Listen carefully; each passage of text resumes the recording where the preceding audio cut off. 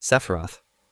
Sephiroth from Final Fantasy VII was the greatest soldier who ever lived. Born from an experiment he knew nothing about, he grew up believing he was just an exceptional human with incredible abilities.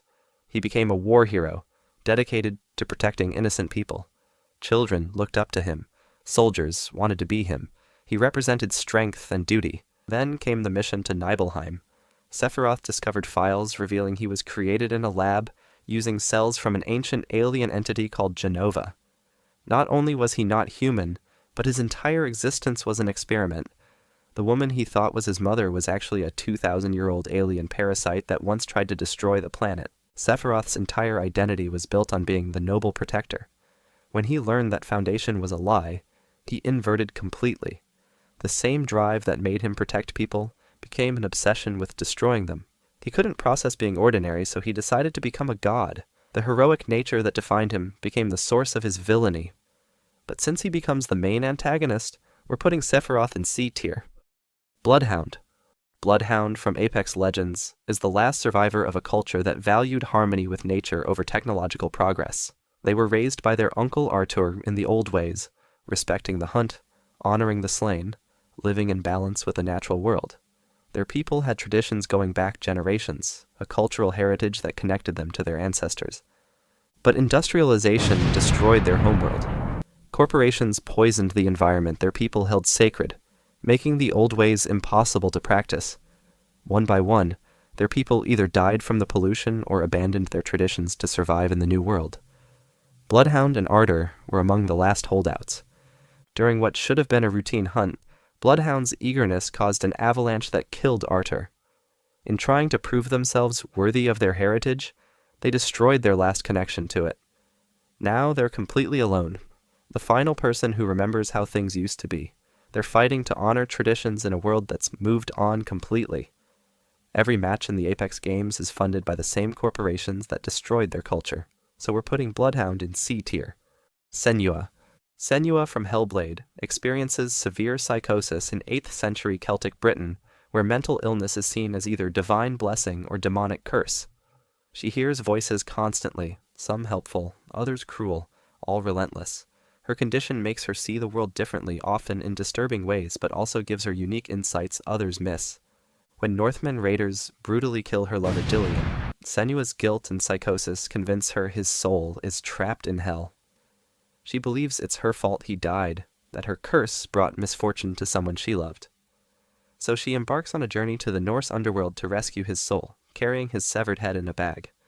Senua's entire quest is about fighting something she can never truly defeat. Her psychosis isn't an enemy she can slay, or a curse she can break. It's part of who she is. The voices will always be there. The hallucinations will always return. Her journey teaches her that healing doesn't mean becoming normal. It means learning to live with her condition instead of being destroyed by it. She finds strength by accepting her darkness as part of herself. So we're putting Senua in B tier. Clementine. Clementine from The Walking Dead starts as an 8-year-old girl whose biggest worry is getting her treehouse clean before her parents come home. She's innocent, trusting, and believes adults will protect her from bad things. Then the zombie apocalypse begins, and she watches every adult who promises to keep her safe die. Lee Everett becomes her surrogate father, teaching her to shoot, to hide, to survive. Then he gets bitten and asks her to either shoot him or leave him to turn. Kenny tries to fill that parental role, loving her like his own daughter, then dies in a car crash, saving her life. Luke becomes her friend and protector, then drowns trying to rescue her from a frozen lake. Each loss hardens Clementine a little more. She goes from, "My parents will come back," to, "Everyone I love dies," to, "I have to protect everyone because no one else can." By the final season, she's the adult making life or death decisions for other people's children. She survives by becoming exactly what she needed as a child, a protector. But the cost is her entire childhood and her ability to believe that anyone will stay. So we're putting Clementine in B tier.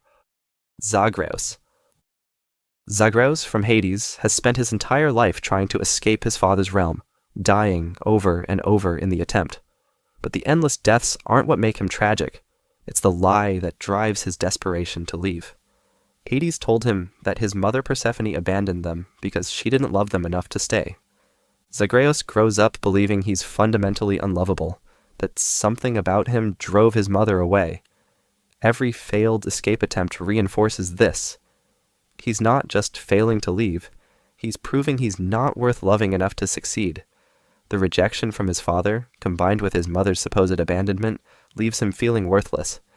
When he finally learns the truth that Persephone left because Hades' realm was killing everything she touched, not because she didn't love them, the betrayal is complete.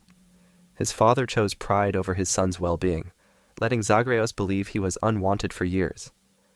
Even when Zagreus successfully reunites his parents, the family dysfunction remains. His father's lie poisoned their relationship permanently. So we're putting Zagreus in A tier. Quiet. Quiet from Metal Gear. Solid Vi was sent to kill Snake, but ended up sacrificing everything to save him instead. After being burned alive in their first encounter, she's infected with vocal cord parasites that turn her voice into a biological weapon. If she speaks, the parasites will spread and potentially wipe out entire populations. She chooses to stay silent to protect the world, but this means she can never explain herself to Snake or anyone else. She falls in love with him during their missions together, but can only express it through actions. She watches him bond with other people who can actually talk to him while she remains isolated by her condition. Snake is severely injured and needs immediate medical evacuation. Quiet faces an impossible choice. Let the man she loves die, or speak to save him knowing it will activate her own parasites and force her to leave forever. She chooses love over survival, calling for his rescue in English, then disappears into the desert to die alone. So we're putting Quiet in A tier. The boss. The boss from Metal Gear Solid 3 is the most decorated soldier in American history, a woman who helped win World War II and literally created modern special forces. When her country asks her to fake defecting to the Soviet Union for a top-secret mission, she agrees without question. Her student Snake doesn't know the defection is fake. He genuinely believes she's betrayed everything they fought for.